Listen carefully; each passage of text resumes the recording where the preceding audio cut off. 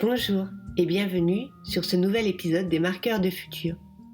Aujourd'hui, nous avons la chance d'écouter Nathalie Lepelletier, une femme du futur bien ancrée.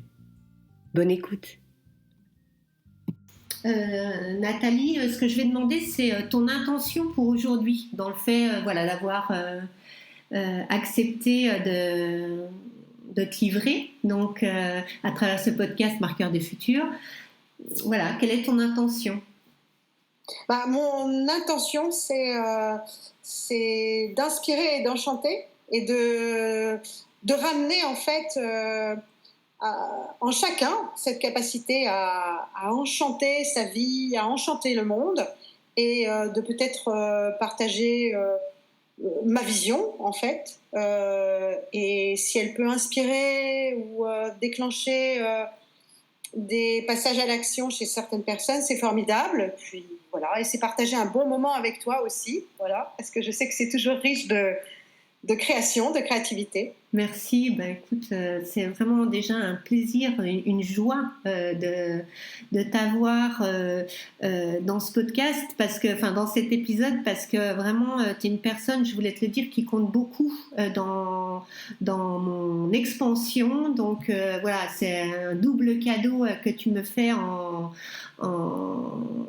étant présente et en partageant effectivement ta vision à laquelle j'adhère complètement. Donc voilà, j'espère en tous les cas que les auditeurs, ceux qui vont nous écouter, seront réceptifs et inspirés par tout ce que tu vas dire, parce que pour moi en tous les cas ça a été magique en termes de transformation. Donc voilà, déjà merci d'avoir accepté d'être là, Nathalie. Donc première question, qui es-tu devenue, Nathalie ? En fait, qui je suis devenue, je crois que je suis devenue qui je suis. C'est-à-dire que j'ai encore un chemin à faire. Bien sûr, cette vie, elle nous sert aussi c'est un chemin d'évolution, de découverte de soi, de retour à soi. Et j'ai eu l'énorme chance de pouvoir commencer ce chemin il y a une vingtaine d'années de dépouillement, de désapprentissage, de déconditionnement et d'écoute de qui je suis en fait. Et c'est extrêmement précieux. Je pense qu'aujourd'hui, toutes mes actions, tout ce que je fais et ma vie est guidée par des relations authentiques, entières et qui correspondent à qui je suis en fait. Et qui je suis aussi, c'est, on va dire, je pense que j'ai réussi à réveiller mon cœur d'enfant, la petite fille qui vibrait au fond de moi, qui avait envie de laisser libre cours à son imagination, de créer la magie dans sa vie. Et donc j'ai beaucoup je prends beaucoup de temps à justement l'accueillir et l'honorer, cette petite fille en moi. Et je crois que c'est très très important, parce que dans le monde actuel en fait on a besoin de magie, on a besoin de rêver, et on a besoin aussi de s'émerveiller, de retrouver cette capacité d'émerveillement qu'on a quand on est enfant. Il y a quelque chose qui me frappe, c'est qu'un enfant, tu vois, il ne joue pas. En fait, il est le jeu. Un enfant, il est le jeu. Il est dans le jeu. Et pas plus tard que tout à l'heure, j'avais encore une réflexion avec une personne qui me parlait de ses enfants et du confinement. Et je pense que justement, cette période qui nous permet de repasser du temps avec nos enfants, elle nous permet de justement nous reconnecter un peu plus à cet enfant intérieur et de revenir à qui on était en fait, dans notre essence profonde. De quoi est-ce qu'on avait envie ? On revient aux questions essentielles en fait. Et je pense que c'est ce qui est très important, d'honorer ça dans notre vie tous les jours, d'être en accord avec qui on est au plus profond de nous. Tout ce chemin que tu as fait pendant une vingtaine d'années, j'imagine qu'il t'amène des clés de compréhension, des prises de conscience. Est-ce que tu peux nous en partager quelques-unes, s'il te plaît ? Alors, ça a été un chemin à la fois d'exploration intérieure et d'exploration extérieure. Et ce que j'ai compris, une des leçons importantes, que j'ai compris et qui m'est encore montré, hein, c'est que chaque fois qu'on dit oui à la vie, en fait, et oui à ce qui vibre en nous, on a des surprises merveilleuses. Et tu vois, en fait, c'est vraiment en acceptant de totalement changer de vie. Donc, j'avais un parcours assez classique, corporel, etc. Euh, j'ai essayé de m'appliquer, à faire au mieux, etc. Ça n'était jamais assez. Et puis, à un moment donné, virage, et nous sommes partis en famille à l'étranger. Et je me souviens toujours de la veille de mon départ. La veille de mon départ, j'étais sur le périphérique parisien. Et en fait, j'étais partagée par deux émotions qui m'envahissaient. À la fois l'excitation, tu vois, l'excitation de... Ça, c'était l'enfant. L'excitation de la découverte, de l'inconnu, de ce qui allait pouvoir émerger dans cette nouvelle vie. Et en même temps, l'adulte, dans son aspirationnel cartésien, qui disait mais tu quittes ta famille, tu quittes tes amis, tu quittes ton job pour tu ne sais pas quoi. Et voilà. Et donc, et ces pensées amenaient des peurs. Mais ces peurs, elles étaient en fait, elles se dissolvaient dès que je m'imaginais dans la joie de ce qui allait pouvoir nous attendre. Et finalement, tu vois, j'avais effectivement cette peur quelque part de la page vide. Mon agenda, on est parti fin juin, à partir du 1er juillet, c'est une page vide, blanche. Alors qu'avant, il était parsemé de rendez-vous, d'actions, de choses à faire, de rencontres. Et là, tout d'un coup, ça devenait une page blanche. Et à la fois, c'est excitant, c'est merveilleux, et en même temps, c'est un côté angoissant. Oui. Et bien, je crois que dans la vie, c'est toujours, en fait, une des clés, c'est la posture qu'on prend par rapport à tout ça. Quand on est face à ça, on l'est toujours. La vie, c'est ça, c'est du changement permanent, c'est du chaos parfois. Et quelle posture est-ce qu'on adopte par rapport à ça? Est-ce qu'on se laisse enfermer dans des peurs? Ou est-ce qu'on se relie à des vibrations plus élevées, de joie, de créativité et d'amour, en fait? D'amour, voilà. Et c'est d'amour de la vie et de ce qu'elle nous amène. Et chaque fois que j'ai été confrontée à un choix ou qu'on a été confronté à un choix en famille, eh bien, il y avait toujours la peur de l'inconnu, bien sûr, toujours. Mais derrière, des apprentissages sur soi et sur les autres extraordinaires. Parce que le meilleur moyen quand même pour un être humain de mieux se connaître, c'est d'explorer, d'aller explorer son univers intérieur. Donc ça passe par chacun sa voie, mais aller explorer qui il est au fond de lui et aller explorer comment il interagit avec le monde extérieur. Et quoi de plus extraordinaire que de se mettre dans de nouvelles cultures, d'être exposé à d'autres manières de penser, d'autres manières de voir les choses. C'est grâce à ça. En fait, c'est l'expérience de la vie qui m'a fait grandir et qui m'a amené à qui je suis aujourd'hui. C'est vraiment...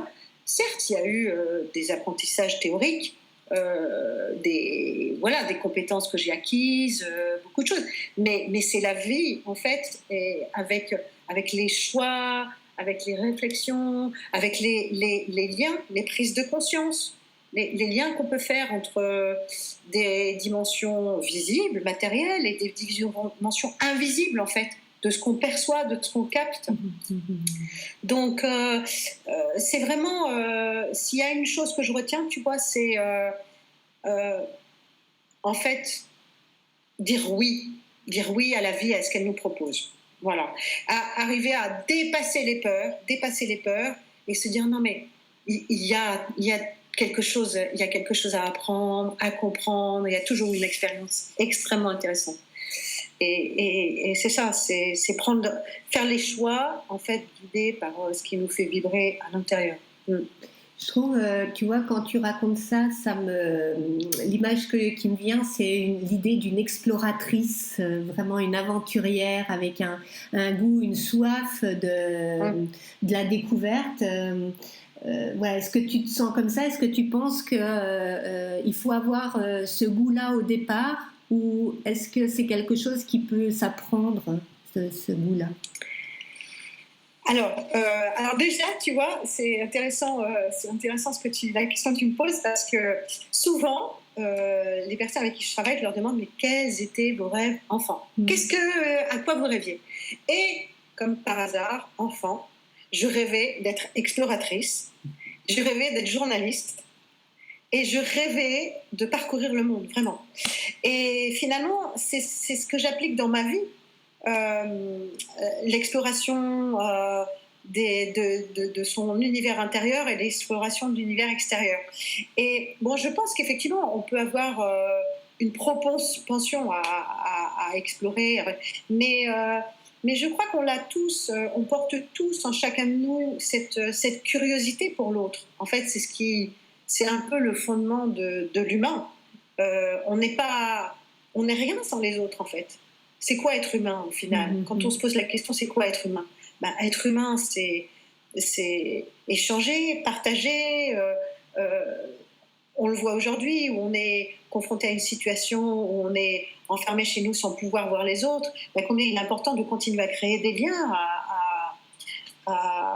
d'une autre manière, même si c'est pas physique. Mais on l'a tous, ça, cette envie de découvrir d'autres choses, cette curiosité.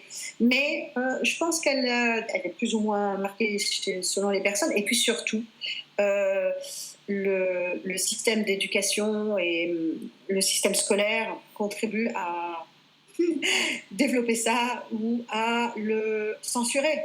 Et je pense que il faut certainement une part de révolte. Il faut avoir une part de révolte par rapport à ce qu'on a voulu nous inculquer pour vraiment le mettre en œuvre. Et c'est vrai que moi, j'ai un peu ce feu de la passion qui me donne envie de bouger les frontières, de bouger les limites. Et là, ce qui me fascine aujourd'hui, c'est la spiritualité, la science qui se rencontrent. La science, entre autres avec le quantique, mais avec tout le biologique, toutes les découvertes qu'on fait, qui permet d'expliquer de manière concrète ce que les sages et les civilisations anciennes savent depuis très longtemps. Et donc c'est intéressant. Et donc il faut avoir cette envie de bouger les frontières. Moi, dans ce que tu as dit, j'ai entendu, oui, il y a 1000 façons d'explorer finalement. Donc ce qui m'intéresse, c'est toi, ta façon à toi d'explorer. C'est à travers quoi? Est-ce que tu as choisi une voie particulière? Est-ce que voilà, il y a quelque chose qui est important pour toi? Alors, le plus important pour moi, c'est la présence, en fait. Tu vois, c'est la présence, le moment présent. Alors, c'est vrai que je travaille beaucoup avec des techniques qui permettent d'aller chercher le futur, etc. Mais le futur, on ne le construira que par la présence et l'ancrage et la notion d'être vraiment bien, tu vois, bien posé, bien ancré ici et maintenant. Et donc, pour moi, comment ça s'exprime, c'est vraiment dans mon lien avec la nature. Tu vois, c'est vraiment, j'ai un besoin vital. Vraiment, oui, c'est vrai, c'est vital, c'est intrinsèque en moi de me sentir reliée à la nature, d'être dans la nature, d'être avec les plantes, d'être à la plage, devant un paysage, etc. Il me faut toujours de la nature. Donc ça, c'est une des voies d'exploration, c'est ce lien au vivant, en fait, et à tout ce que nous enseigne la nature. Et puis, c'est vrai que j'ai découvert, entre autres, pendant mon séjour en Inde, mes nombreux séjours en Inde d'ailleurs, que j'avais une capacité profonde à aller dans des états de conscience modifiés, en fait. J'ai une capacité à passer du visible à l'invisible, du hyper présent au état de conscience expansé, qui me permet, en fait, qui est à la fois une source d'inspiration et de compréhension, en fait, des liens et des messages. Je fais des liens, en fait, souvent que les personnes ne font pas, parce que j'ai une vision qui est sans doute exacerbée par cette capacité et aussi par la présence que j'ai, en fait, l'ancrage que j'ai. Qui fait que ça part pas dans des choses complètement loufoques et non, c'est très relié au matériel, en fait. C'est très relié au monde matériel. C'est très concret. D'accord. Alors du coup, est-ce que ce serait ça ta signature singulière, être concrète avec un tout, y compris un tout invisible? Je crois que ma signature singulière, c'est de faire des ponts et créer des liens, en fait. Hmm. Tu vois, faire des ponts et créer des liens. Parce que je me rends compte, là, je suis en train de finir l'écriture de mon livre, et vraiment, j'ai à cœur de faire des ponts et des liens entre différentes cultures, différentes manières d'aborder la vie, différentes parties d'un hologramme, finalement. Parce que la vie, c'est un hologramme. Hmm. Et donc, selon notre origine, notre culture, le pays dans lequel on vit, la langue qu'on parle, les mots qu'on emploie, on a une vision du monde qui est teintée. Voilà, qui est teintée. Et moi, ce que j'adore, c'est faire des ponts, en fait, justement, entre ce que j'ai pu comprendre, ce que j'ai pu vivre, et comment ça peut se traduire pour une personne, pour un groupe de personnes, dans un environnement, dans une organisation. Hmm. Tu vois, comment on peut s'enrichir de la multiplicité, en fait, de la vie, en fait, sous toutes ses couleurs. Hmm. Mais le fil conducteur, c'est l'humain, et c'est l'humain et notre humanité, en fait. Et c'est vraiment qui est-on, qu'est-ce que c'est aujourd'hui être un humain? Qu'est-ce que c'est être humain? Hmm. Et alors, qu'est-ce que Donc, c'est être un humain aujourd'hui pour toi? qu'est-ce que c'est être un humain aujourd'hui? C'est en fait, c'est accepter d'embrasser toutes les capacités d'un être humain. C'est arriver à intégrer la dimension intellectuelle, tu vois, qui est une dimension qu'on connaît bien, puisqu'on a été élevé dans cette, dans vraiment cette pensée intellectuelle. C'est d'arriver à intégrer ça et d'intégrer d'autres dimensions, en fait, d'autres aspects de notre humanité. Cette dimension de l'intelligence émotionnelle, en fait, tu vois, cette capacité qu'ont les émotions à nous enseigner sur qui on est, sur nos relations aux autres. Et puis, en fait, d'honorer les messages de notre corps. Tu vois, donc c'est vraiment l'intégration corps, pensée, émotion et évidemment notre spiritualité, en fait. La conscience qu'on est bien plus que ce qu'on voit, en fait. On est bien plus que la matière qui compose notre corps. On a un corps physique, mais on a d'autres corps. Et donc, être humain, c'est arriver à exprimer les différentes facettes de ce qui compose un être humain. Et là, tu vois, aujourd'hui, le challenge, il est vraiment de passer de la pensée rationnelle à une pensée plus humaniste, en fait, de passer de la tête au cœur. Et de nous relier les uns les autres et de comprendre, en fait, que nous ne sommes qu'une grande humanité. Ce qui touche, et aujourd'hui avec les médias, je veux dire plutôt les réseaux sociaux, tout ça, enfin, cette vraiment abondance d'informations dont on dispose, on est au courant de ce qui se passe partout au bout du monde. Ce qui arrive à l'autre bout du monde nous touche. Tu vois, par exemple, alors, je ne vais pas revenir sur le Covid qui est une période spécifique, mais par exemple, en début d'année, les feux en Australie, ou il y a un an, l'incendie de Notre-Dame, ou les attentats Charlie. Bon, ça c'est des exemples qui concernent la France.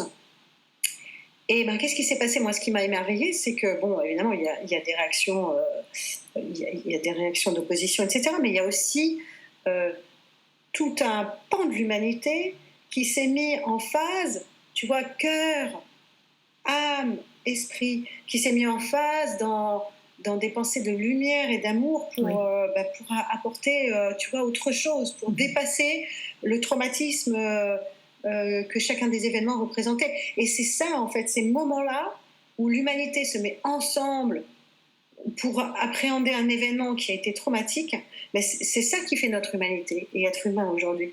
C'est ça, être humain, en fait. On ne peut pas l'ignorer. On ne peut plus rester dans son petit précaré, tu vois, ses petites habitudes, son petit cercle, etc. On a un besoin aussi de retrouver, en fait,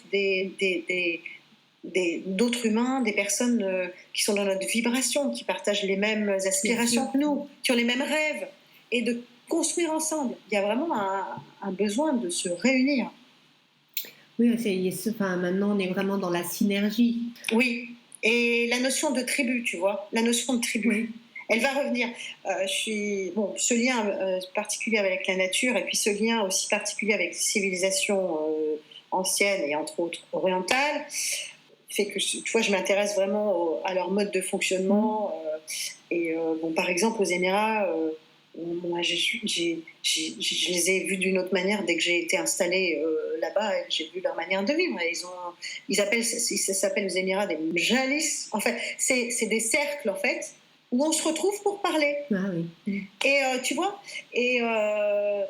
dans beaucoup de civilisations, en fait, il y a cette notion de cercle pour parler, échanger, guérir, comprendre et honorer les ancêtres. Et tu vois, cette notion de cercle, je la relie vraiment à la notion de tribu. La tribu, c'est vraiment, oui, c'est un cercle intime en fait. C'est un cercle qui partage nos valeurs, qui partage nos espérances, qui partage aussi nos noirceurs, hein, aussi. Parce qu'il faut pas non plus les occulter. Voilà, être humain, c'est pas qu'être lumineux, beau, bon. Il faut arrêter. Hein. Être humain, c'est pas toucher à la perfection. Être humain, justement, c'est accepter nos imperfections. Tu vois, et c'est hyper intéressant. Et donc la notion de tribu, elle est en train de réémerger très fort. Et ça, c'est super. C'est beau parce que elle va permettre aux individus, aux organisations et à la société de se transformer.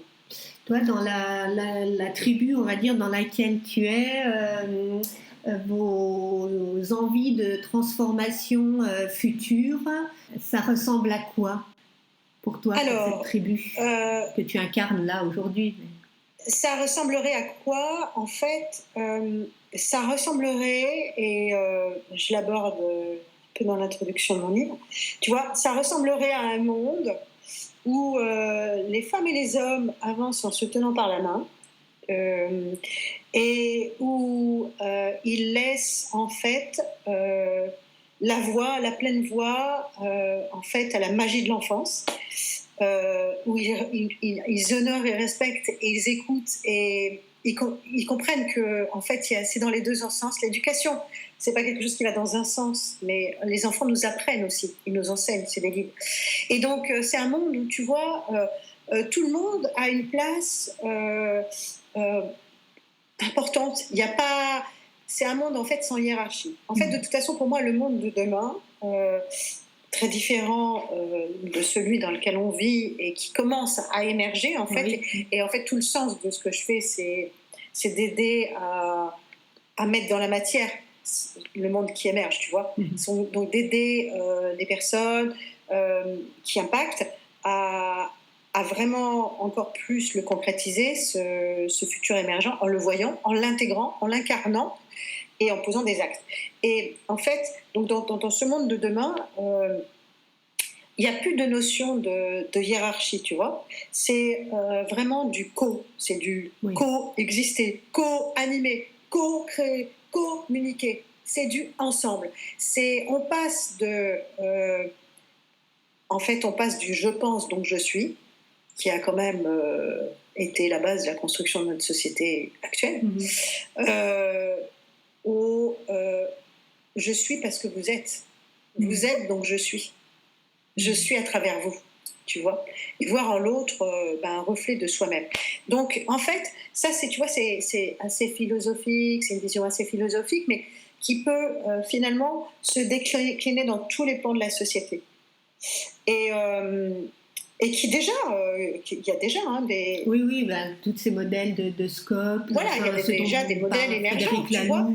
Voilà, c'est vraiment... Je pense qu'il faut vraiment accorder déjà une importance à d'autres formes d'éducation, en fait, à à laisser les enfants grandir en fait, en cultivant ce feu intérieur, ces passions et tu vois, qu'ils ont et qui permet, d'ailleurs, on le voit dans les 20 ans, ils ont des rêves qui sont bien différents de ceux de leurs parents et ils acceptent plus du tout les mêmes choses. Ils acceptent plus du tout les mêmes choses. Ben oui, parce ils veulent déjà arriver à ce monde de demain. Ils ont des valeurs très affirmées, tu vois.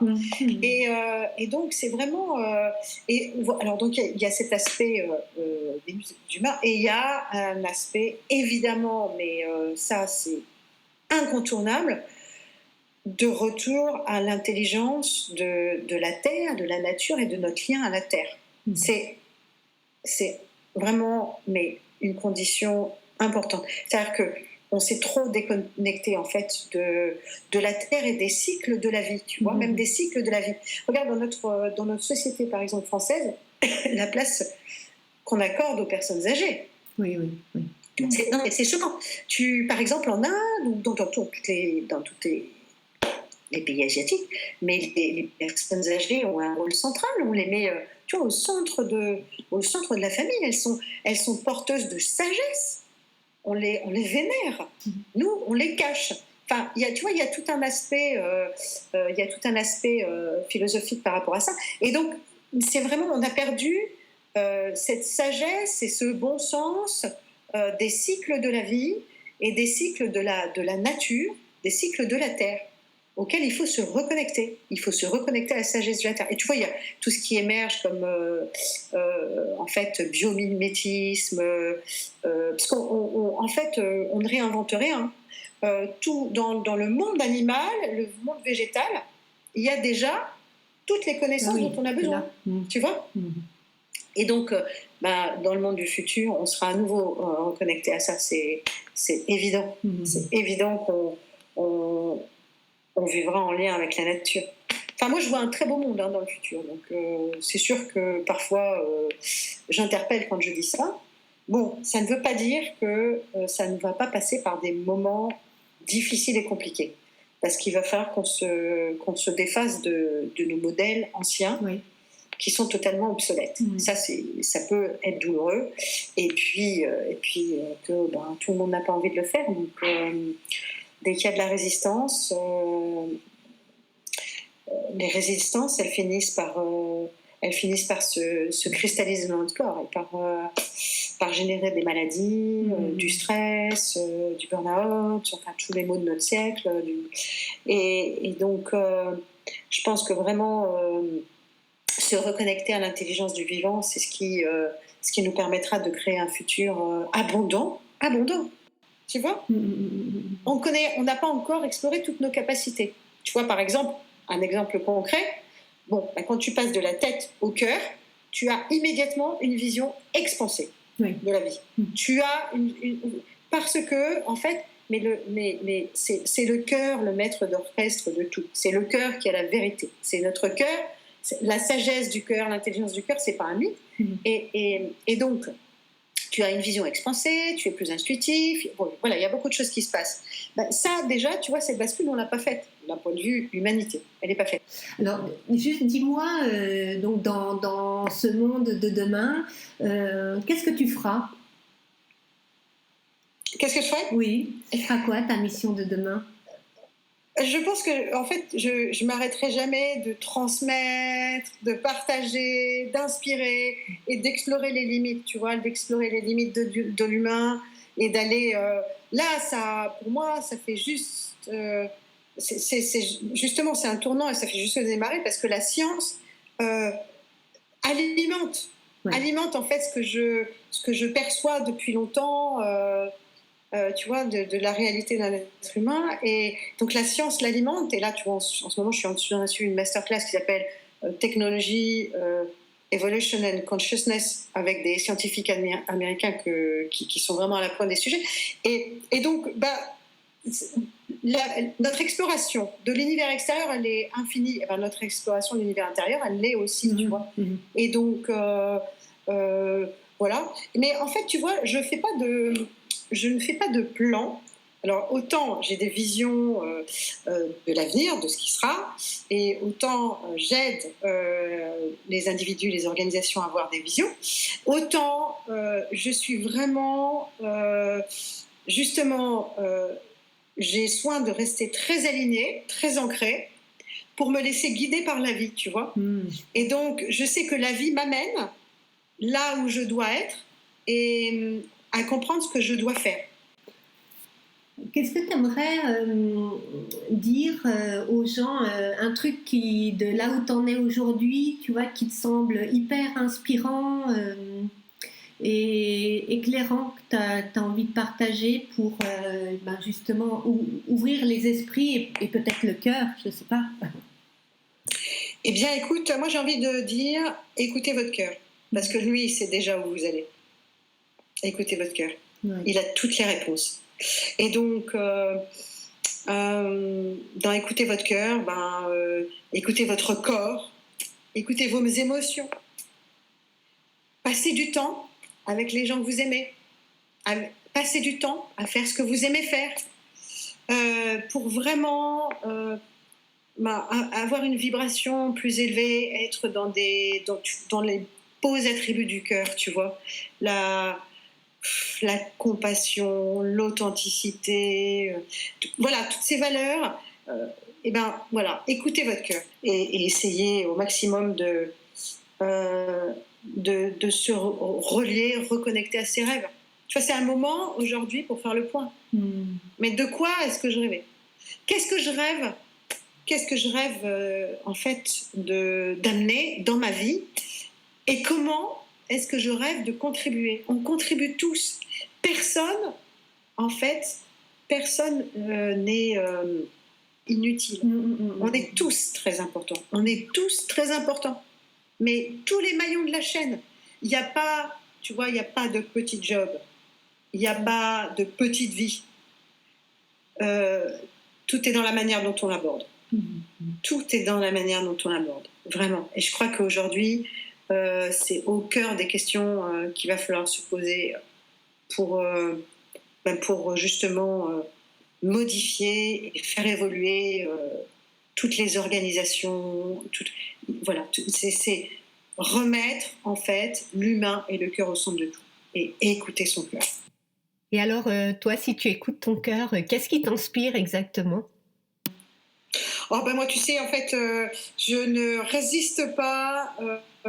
Je ne résiste pas à un certain nombre de mantras, de sons tibétains, indiens, etc. Parce que c'est vraiment ça touche profondément mon cœur. Mais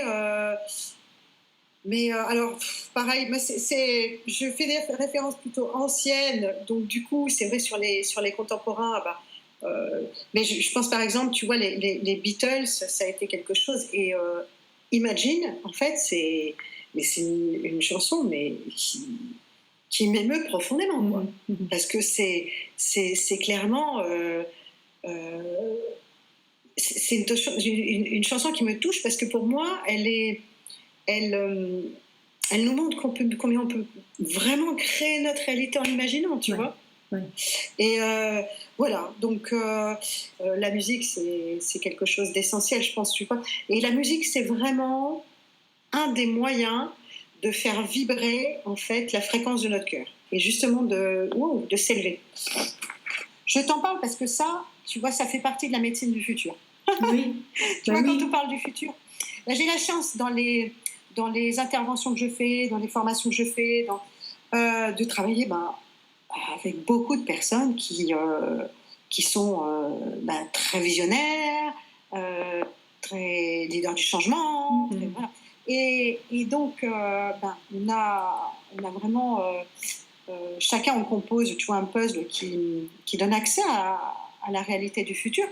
Et c'est une certitude. La médecine du futur sera basée sur les sons et sur les couleurs, tu vois. Ouais. Sur les sons et les couleurs. Et quand on entend cette information, qu'on sait ça, déjà, en fait, on commence à le remarquer. Et il y a déjà, de toute façon, dans ce qu'on enseigne en médecine, il y a déjà des choses qui bougent, hein, parce Oui, qu'il y a, oui. il y a, il y a la méditation qui a fait son entrée en médecine, et L'hypnose, puis enfin il y a des vraiment, nouveaux, il y a des nouvelles, en fait, nouvelles disciplines qui émergent. Je travaille dans mon livre, en fait, je travaille avec une cardiologue, une docteure en cardiologie, mais qui fait aussi de la médecine quantique. Et elle me parle de nouvelles disciplines qui émergent en cardiologie, tu vois, en psychocardiologie, neurocardiologie, tout ça. Tout ça, ça évolue. Hein.